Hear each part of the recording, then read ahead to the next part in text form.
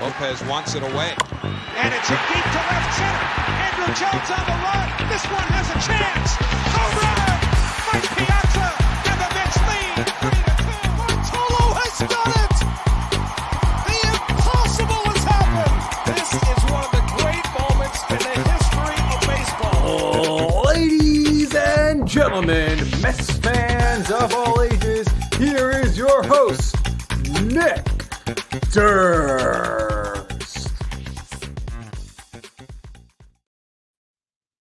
Hello, Mets fans. Welcome back to another edition of Bleav in the Mets. I'm your host, Nick Durst, and we are getting down to the nitty-gritty here of the MLB postseason. We're in the championship series, and I, for one, cannot wait until they're over and the World Series is over, because it's all about the offseason for our New York Mets, sadly.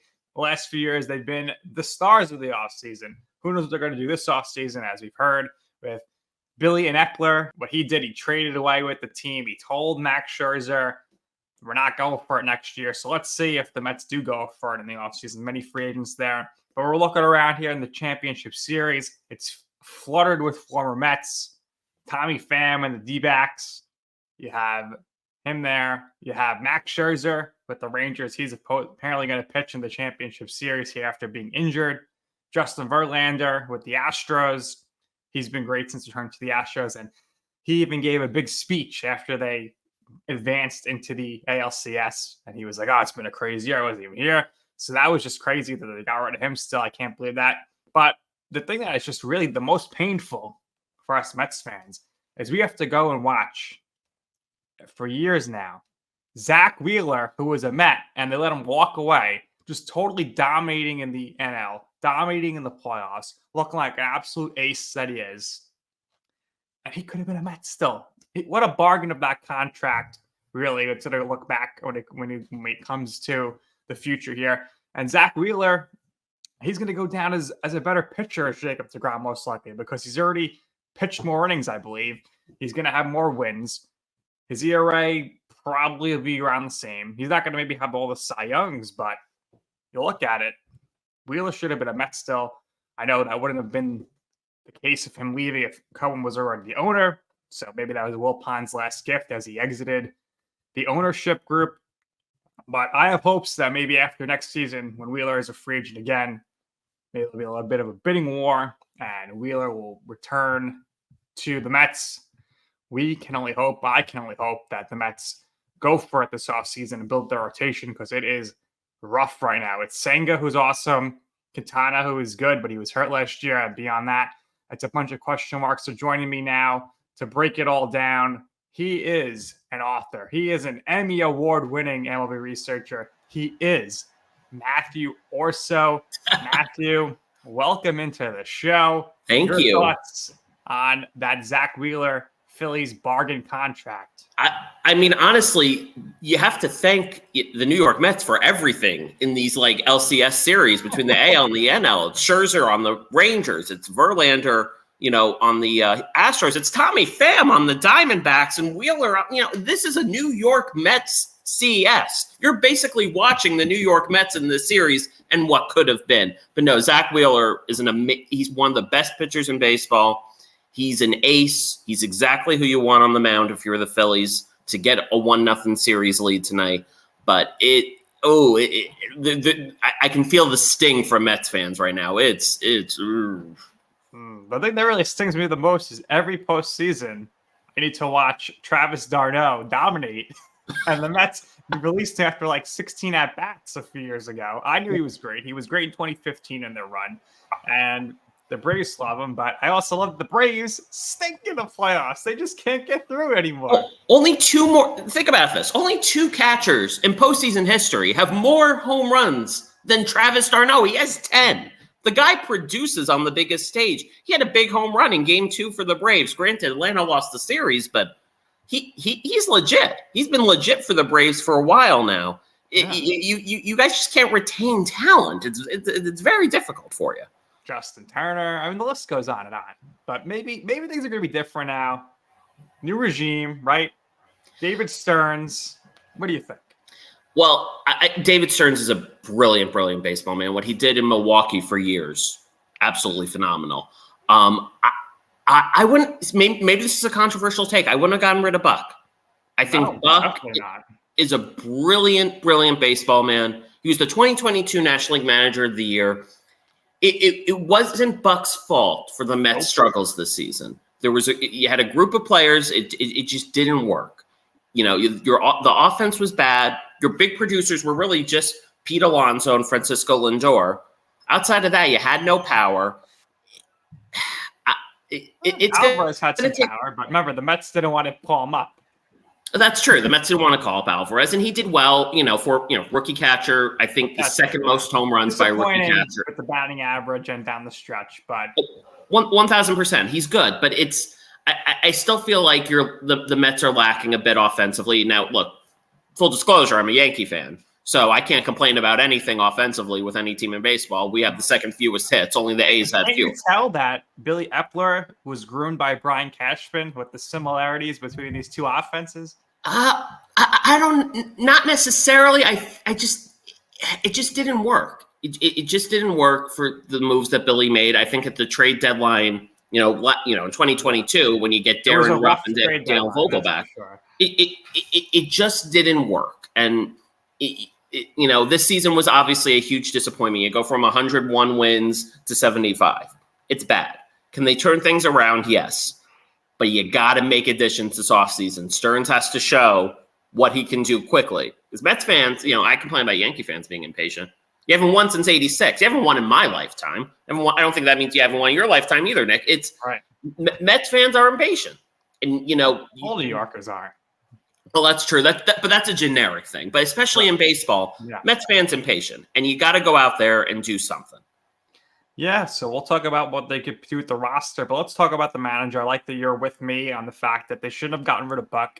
To me, it doesn't make much sense because you can't blame Buck for batting Daniel Vogelbach fifth, because we heard after the fact that Mike Poon was reporting in the New York Post. That's what Epler wanted to do. He wanted to prove he was right on that. So clearly, Buck wasn't being Buck and doing the lineup and everything he wanted. I don't want to hear this fact that the game is past Buck.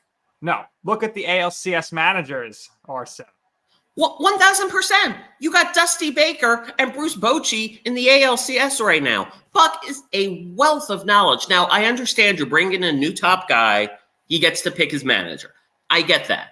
But honestly, you give Buck one more year. Stearns ain't going anywhere after 1 year. Right. Give him one more year. Show why he's the successful manager, should be a future Hall of Famer. He deserves to get that shot. Manager of the year. Exactly. 4-time, just won it in 2022. I'm telling you. Players love it. And Mets fans know this. It's not Buck's fault. No. It was not Buck's fault by any stretch this season.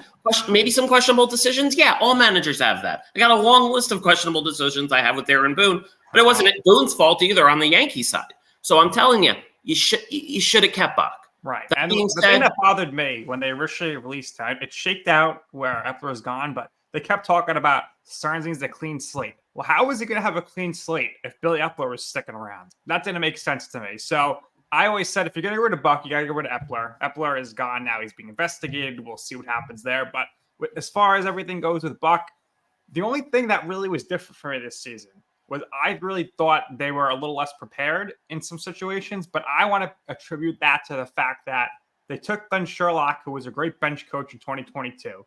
They move him all around to make Eric Chavez the bench coach, who was a great hitting coach the year before. Then the hitting suffers, and the bench coach is supposed to be about, the situational stuff, and that suffered as well. So they're shaking things up.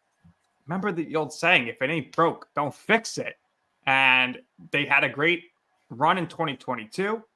And the problem was, in Epler's mindset, he said, all right, we're going to bring back offensively the same team. We're going to shake up the coaching staff a little. And we're going to be the team that won 101 games. What he should have been thinking is, we're the team that got swept by the Braves in September and lost to the Padres in the playoffs. We got to switch things up. To me, I thought the season really ended when they couldn't finish the deal with Carlos Correa. Look what he did. I know he didn't have the greatest year in the regular season. What did he do in the playoffs? He showed up like he always does, one of the best postseason players of all time. So they didn't get him. And their response was, okay, we were going to try to fix the team offensively. We get Correa. He's great. He's going to be great defensively at third. And instead of pivoting there to getting somebody else, so you could have, I know it was earlier, but you could have got Trey Turner for less money. And apparently the Mets loved him, and he's been great in the playoffs for the Phillies. What did they do? They said, we'll run it back with Eduardo Escobar. That wasn't going to work. He had a great September, sure, but what about April through August? So from there, it was just doomed. Edwin Diaz goes down, and it was just all downhill from there. And I'm with you, Orso.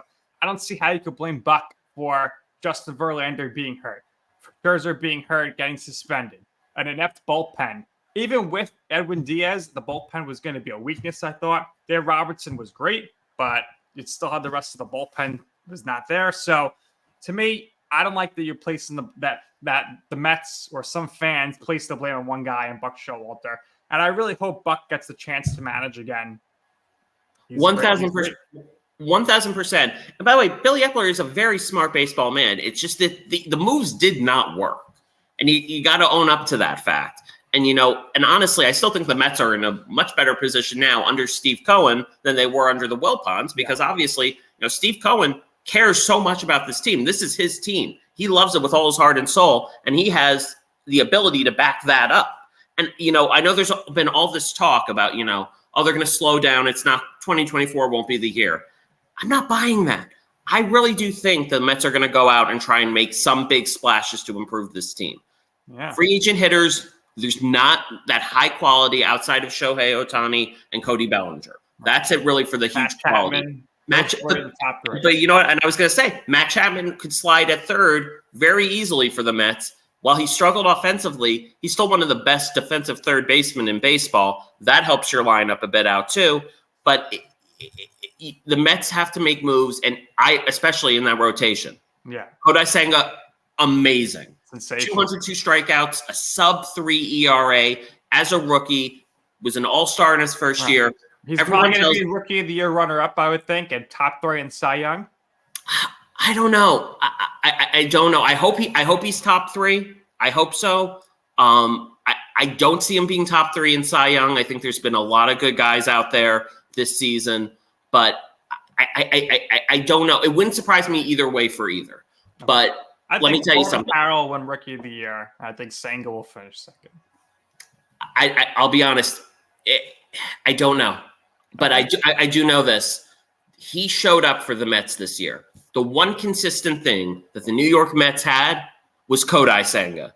And I hear, everyone talks about how, well, you're not really a rookie when you come from Japan, blah, blah, blah. You still have to embrace it's a whole new culture. It's a whole new thing of doing things. You still have those challenges. And as great as the Japanese leagues are, they are amazing and competitive, and they do such an incredible job. It's still under what the major league quality is. So to come from Japan to the United States and do what he's done is absolutely spectacular. Sub 3 ERA, 200 Ks, didn't miss a start. Exactly. He's one of 6 rookies since 1969 to have a sub 3 ERA and 200 plus strikeouts. The kid is unbelievable.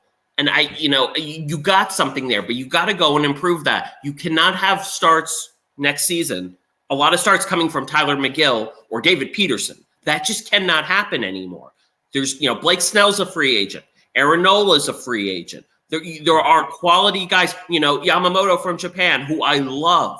He's about to win his 3rd straight MVP, a 1.21 ERA, career 1.75 ERA in Japan. Go out and bring him with Senga. It would be an amazing tag team. Actually, don't do that. I want the Yankees to get him. But still, if you're the Mets, go out and do that. Yeah. So here's the thing. You mentioned Japan a little lesser. Usually what we see is when these high-end starters come over, we'll go back to Tanaka, Darvish, Ohtani, Senga. Ballpark it in the first year, you could probably just say whatever the ERA was in Japan, let's add one full number to that, right? Mm-hmm. So even if you're bringing Yamamoto and you're like, let's add 1, he's got, let's say, 2.30 ERA. That's exactly one of the best in the baseball in the major leagues. So he's the guy I think the Mets are going to target.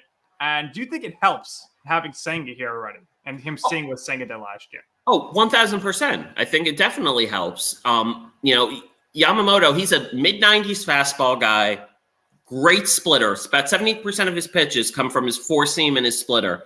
His splitter reminds me, not necessarily the movement, but it reminds me a lot of Senga's forkball. It is just that unhittable. And I think, having Senga here for the Mets would be a huge asset to bring Yamamoto. Heck, let me tell you something. If you somehow manage to land Shohei Ohtani, you're getting Yamamoto. I will guarantee that. If you get Ohtani with Senga, you will get Yamamoto. Do you think if you get Yamamoto with Senga, it gets you Ohtani? I wouldn't say that. I wouldn't say that. Talk? Do you think these guys are going to talk? No, of course they talk, but Ohtani's going to go where either he wants to go, or the money is. And I still think it's a West Coast team, or Steve Cohen goes, here's a cool $600 million, just come to Queens. All right, where do you think Ohtani ends up? Which team? It's cliche, but I think he ends up with the Dodgers. Okay. Or Giants. I think Giants are also a sleeper. They showed they were willing to spend. They originally had Correa and then, didn't. And then the Mets didn't. Yeah, he was never that close on Judge. I think that he was going to, I'll say he's going to be a San Diego Padre. I think he's going to the Padres. The Padres open the bank again. They're thinking ahead. If we lose Soto, we got the money here. And didn't they offered Judge like $500 million and he turned them down. So they have the money still. I will say this. There were reports out there that the Padres looking to cut payroll a bit this offseason. Now, granted, you signed Shohei Ohtani. Your investment is returned. Everything he means to baseball, not just on the U.S. stage, the world stage. Like, I'm a firm believer that when it comes to Ohtani, the Hall of Fame has like the 10-year rule where you have to play at least 10 years to qualify. Each year for him should count whether by his hitting season and his pitching season. So if you do 5 full seasons of hitting and pitching, Ohtani should be allowed to be qualified to go to the Hall of Fame. That's how good he is. That's how dominant he is. He finished 4th in the Cy Young voting last season, and the only reason he did not win MVP in 2022 is because one Mr. Aaron Judge broke the Roger Maris AL home run record. It took history to dethrone Shohei Ohtani. Yeah. I think for Shohei, it'd be nice to see this guy in the playoffs, but I think what I hope he realizes is that for him, for his brand and everything, I think it'll be best if he's on the East Coast. I think more people are going to watch him. There's going to be bigger media access with Japan, I would think, in the hubs in the big cities over here. Ohtani, the most obviously you're a little different case. You're watching every 10 p.m. game pretty much on the West Coast a lot of times. But most of the time you're just seeing Ohtani highlights. And until you really are sitting down watching him on a nightly basis, it's kind of like, well, he's a spectacular, but if you want to see him on a nightly basis, it's bigger. Dodgers, sure, huge market. But again, like the Dodgers are not one of the teams that are like the most watched team on TV. So it's just something I think. I'm hoping he's open-minded to. At least he takes some meetings with some East Coast teams. I don't want to throw water on that because it is an excellent point. But I think Ohtani is just so, in a way, he's so much bigger than even baseball itself that everyone's kind of already watching him. It's not like, in my opinion, it's like in the 1950s, Mickey Mantle, Joe DiMaggio, what have you, where if you play in New York, you get that automatic star boost bonus. That doesn't matter anymore. No, I don't think it does as much. And especially when he is a global superstar. Right. He is the Michael Jordan of Major League Baseball right now. And I just, as much as I think it would be obviously great for the Mets to get him, I don't think he needs that particular aspect of what the Mets would offer. Now, if the Mets offer $600 million and he ain't pitching this year, that might be something he's looking into. Right. It's all gonna come down to will he play in the East Coast? Because I think that despite the Mets saying to Max Scherzer, we're not going to go for it next year, I think Steve Cohen, once he is meeting with Ohtani's people, much like he did with Correa's people, Scott Boras, he's going to be like, you know what? I want this. So this is the money. So it's going to really come down to, will Ohtani turn down the most money for a relatively close amount of money to stay on the West Coast? That's what I think it comes down to. And at least for a Mets fan, you have to be happy with the fact that at least we think the Mets are going to try to get Ohtani. Exactly. There's another team in New York that I can speak to that their fans, Ohtani's not even on the radar. No. And that's very sad. If somehow the New York Yankees landed Shohei Ohtani, I might just run the New York Marathon for the heck of it on pure adrenaline. And Nick, you know me, I am not someone who, physically you think, oh, he's going to run the New York Marathon. That's how happy I would be. But I don't see any shot of the Yankees. And I will say this. If there's one East Coast team that can land Ohtani, it's the New York Mets. Right. And we're hearing a lot about the Red Sox. They have a DH that they just had a great year. And, I mean, a lot of these New York teams, other than the Mets, right? I mean, a lot of these East Coast teams, other than the Mets, they already have like these anchors at DH, whether for good or bad. So Ohtani's not going to play the outfield anymore. Those days are behind him. So it's all about it's got to be a fit too. And I think Ohtani really wants to try to win. I think that's going to be top of his list. 1,000%. I will say this though, because I don't want him on the Red Sox by any stretch of the imagination. And as great a year as Justin Turner had, and it was phenomenal. And Mets fans, again, you all missed the boat on another one with Justin Turner. Mm-hmm. Not to rub salt in the wound there, but if you're going to get Shohei Ohtani, you pull Justin Turner in the office and look, it was a great year. Right. We love you. We're going to trade you to Kansas City. You'll do fine there. Yada yada yada. Well, Yoshida though, he might have to DH a lot. Look, Yoshida's not the best outfielder. The man can rake. I thought at the start of the year he was going to be signing by Kyle Bloom, who's now out the door. Oh, exactly. But he can't play defense. You're right. He's not a great defensive outfielder, but the man can rake at the plate. He struggled down the stretch. It's a long season. It's a very long season. You play more games in the U.S. than you did in Japan. There's a fatigue factor, but he still hit 288, 15 home runs. Adam Jones called him the Juan Soto of Japan prior to this offseason. And I think there's so much potential for him. But no, if you get Shohei Ohtani, I don't care if you can't catch a fly ball, in the sun in left field. Yoshida plays the outfield. Right. You get there is nothing on God's green earth that if Shohei Ohtani came to your team and said, I am signing with you, that you do not move heaven and earth to accommodate him in every way, shape, or form. Right. If the Yankees got him, Giancarlo Stanton, you've been wonderful. You've been great. So what do you think? We're going to send you to the Dodgers. Either rely like a 12-year deal for Ohtani. I do a 12-year deal. He is everything you could want in a baseball player. Obviously he's having the other surgery with the elbow surgery. He can't pitch next year. But let me tell you something. He is everything for a baseball team.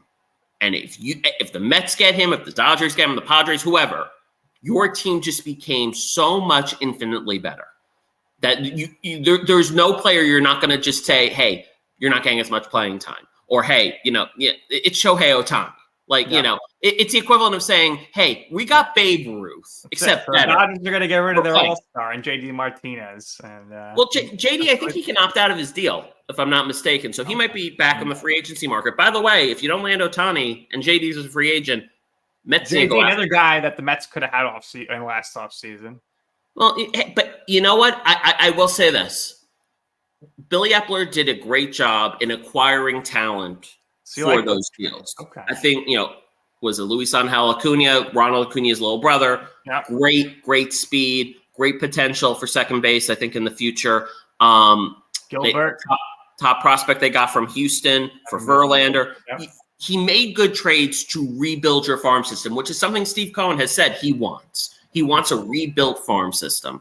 And I think, Billy Epler did. I give him credit there. He did a great four job. Shortstops at the deadline. And they already have, they had Mauricio in the system, obviously Lindor. But the thing is, that's where you can trade. Exactly. The thing the Mets are lacking is starting pitching.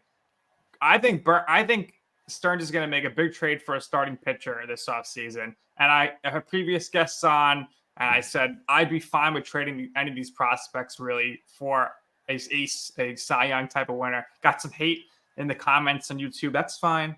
I know what I'm talking about here.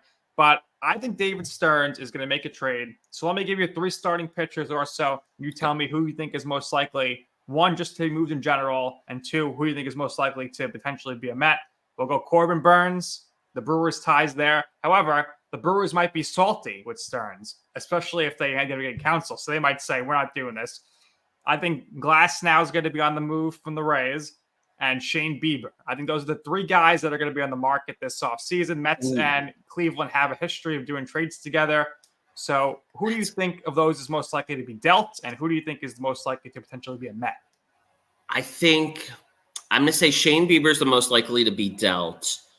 That's good. You know what? I think Bieber's the best shot the Mets have of the 3. If you're the Rays are. I know he's going to make a bunch of money, but Tyler Glass now is a beast. Yes. And with all the injuries the Rays have in their rotation, McClanahan's going to miss 2024.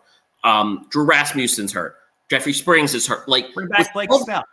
Yeah, exactly. With all the injuries you have in that rotation, at Tampa, you cannot trade Tyler Glass now. And Corbin Burns, if it wasn't with the Brewers' ties, I would say he would be most likely, because he and the Brewers aren't on the best of terms from arbitration last offseason, reportedly. But I say Shane Bieber's your best bet, though I do worry about his injury history a little bit. Yeah, you have to. So I think Stearns, he'll acquire a pitcher via trade, and then you still need to sign at least 1 guy, I believe. You could live maybe with the 5th guy being a combination of a Peterson and McGill, Lucchesi. You can't have 2 of them in the rotation. You can't have 3. So you make a trade for one of those guys I mentioned. I'm sure there's others. And then you got to sign somebody. For me, I know we had a down year, but I'd probably want to say, let's go sign Aaron Nola, because you're going to weaken the Phillies. I know he had almost a 5 ERA, which is, I think he had one of his worst years, but he gets you the innings and it hurts the Phillies. So that's somebody I think they would target. What starting pitchers do you think are going to be in that market tier? I don't think the Mets are going to go for Blake Snell. So you're looking at the B tier. Any pitchers that you think would really be a good fit for this roster? I think Nola's the perfect one. Just as you said, you take him away from the Phillies. He is coming off a down year. Maybe that lowers the price a little bit. Not that the Mets have to worry about that, but he's still a guy who's going to give you innings at his best. He's a mid 3 ERA, 200 strikeout pitcher. That's what you need for this rotation. I really do think, though, the best thing for the Mets would be to go after Yamamoto. I love what this kid brings from Japan. He's 25 years old. It's not like you're signing a guy at 30. You give him a 7-year deal, and he's only 32. This is how good he is. Yeah, I think he's going to set the record for the highest contract coming over from Japan. 1,000%. Now, I know that's not mid-tier per se, but I think that's what the Mets need to do. I think they will get Yamamoto as long as he's willing. Everyone's going to be in Yamamoto. I think almost every team that has any sort of budget is going to go after him. So he's going to have his pickings and his choosing where he's going to go. But I think the way that Senga had the success last year, the Mets, what a bargain contract, 5 years, $90 million for Senga. So I think that the Mets, Yamamoto is going to be their top target this offseason. I know Ohtani's there, but I think the Mets are probably the favorites to get Yamamoto. So if you go Yamamoto, you get a pitcher at a trade. You have Quintana and Senga. That's a pretty good turnaround for the rotation from 1 year forward. My only disagreement is that I don't think the Mets are the favorites. I think it's another team that wears pinstripes in New York. I think they're the favorites for Yamamoto. The Yankees are going to go after Yamamoto. They have to. Because you're not improving that offense this offseason. They're going to spend the money. I mean, they just gave all this money out to Rodon last offseason. Who? Carlos Rodon. Who? Oh, the guy who turned his back on Matt Blake. Right. What a good last outing of the season for him, too. Yeah, no. Look, I think Rodon's going to do a lot better next year. But that being said, it was a rough first year for him. Blowing the kisses in Anaheim and the whole thing. But he has the stuff to turn things around. He has the toughness. He has the mentality. I think he'll be great for the Yankees next year. That being said, go get Yamamoto. Just do it. Just open the wallet and get Yamamoto. I want to see the Mets Yankees getting a bidding war for a player. I mean, I don't. Mets will win. I want to see them go at it for the top players. The Mets played nice last year. They didn't even talk to Aaron Judge, which was a little surprised. Not that I had to sign him, but I thought they were going to go at least talk to him and stir some things up between the two teams. Well, I think by that same token, you won't see the Yankees going after Pete Alonso. Right. Though they should. Let's talk Pete Alonso. I think the Mets need to give this guy an extension. It's not going to happen this offseason. I think they're going to let him go to free agency. I think maybe if the Mets have a brutal first half again, I would not be surprised if he's traded. That would end his career as a Met because I don't think he'd want to re-sign at that point. Everyone says, "Oh, trade him, he'll come back like Chapman." That's the only case they can really remember happening. So I think if you trade him, that's it. He's done. I don't know how you're going to replace this guy's production because since he entered the league, he has the most home runs by any player. He's up there with the RBI. More home runs than Aaron Judge, more than Shohei Ohtani. And the other key thing is more games played. He is durable. He's great. He missed some games this year also because he got drilled by a pitch by Charlie Morton. But he was on pace at that point. He was tearing it up. He was on pace for over 60 home runs, over 130 RBI. He still finished in the top 2 in home run, RBI. He had a tremendous year. And it's a shame that he got hurt because I wanted to see what he did. But how do you trade him? Okay. How do you replace 50 home runs and 115 plus RBI? You don't replace that one play. No, you do not. And if you're the Mets, I'm sorry. You lock him up and you lock him up right now. You are not – I understand projections. Well, his body might not hold up, blah, blah, blah. How do you replace 46 home runs and 118 RBIs? The man has the third most or fourth most home runs in his first 5 seasons of any player in Major League history, and that's with a 60-game shortened COVID season. The man is a beast. You do not go after him and re-sign him. Now, look, first base market, Freddie Freeman, it's the contract that Matt Olson signed with Atlanta. It's going to take $200 million to get him. Go get him. Because let me tell you something. If you're the Mets lineup next year and you don't have Pete Alonso, you don't have a shot at anything. No. And I think, in my opinion, he's the captain of the team. Homegrown guy. He's always facing the media. I know they say Lindor's the captain. Okay. But to me, it means a lot to have that homegrown guy in there. He should be a Met for life. If he is, he's going to set all the Mets all-time records offensively. He'll go down as the greatest offensive Met of all time. No disrespect to Dave Wright, but it's just the way it'll be. I think he's got a shot to hit 500 home runs, Matthew. He does, 1,000%. And you said it best. The best ability is availability. Yes. He got hit in the wrist. It was a whole IL thing. What's going to happen? Is he done for the year? He missed 8 games this year. That's it. The entire year. He missed 8 games. He rushed back. He rushed back. He obviously was on himself. He had no games in the minors for rehab. And he had a rough month, and everyone's like, "Oh, he's slumping. Get rid of this guy." No, he came back because he wanted to be there for his guys in the clubhouse. He was like, "If I don't come, me at 50% is definitely better than Mark Canha playing first base every day." 1,000%. By the way, everyone talks about the dysfunction or the reports of dysfunction in the Mets clubhouse. You had 2 guys between Francisco Lindor, who had a 30-30 season and played with a bone spur in his elbow the entire year, and Pete Alonso, who rushed back from a nearly fractured wrist. And they played so many games. Mets fans, like any Mets fan, as a Yankee fan observer, any Mets fans who's saying, "Oh, we don't want Pete Alonso," you're out of your mind. Yes. You don't replace this. No. Do you think so? What do you think he sets the record for first baseman contract? I think he gets 8 for 200. I think he gets 200 million. I think, and quite honestly, if you're Steve Cohen and the Mets, give it to him. Right, you gave Brandon Nimmo an 8-year deal in the offseason. Exactly. He gave Brandon Nimmo 8 for 160. And granted, he's a center fielder. It's a different skill set. It's a different position. And Nimmo, I thought, had a very solid year. But let me tell you, you do not have a Pete Alonso. And then you let him escape your grasp. You don't do it. You need to re-sign him. If they want to win, not only this year, but in the future, the key's going to be, number 1, Pete Alonso needs to be there. Number 2, you need to pair him with a superstar, whether it's Ohtani this year or Soto next year. You got to get another bat in the lineup. You can't continue going down this path with these guys. I understand there's some, you want to continue to play it out. Brett Beatty, I don't know if that's going to work out. I like Ronnie Mauricio. I'm willing to see him starting. I don't want to see Mark Vientos anymore. Go get a proven guy to end this lineup because that's what you were missing in 2022. That's what you're missing in 2023. And if you don't have that in 2024, you'll be missing the playoffs once again. So go get someone who could hit. And the last thing we're going to talk about here is what we started with initially, which was the Mets manager. It seems like it's pretty much Counsell or bust because Stearns has been on the job 16 days as of this recording. We haven't heard one peep about the Mets interviewing anybody. So obviously they're waiting for November 1st to interview Counsell when his contract expires October 31st with the Brewers.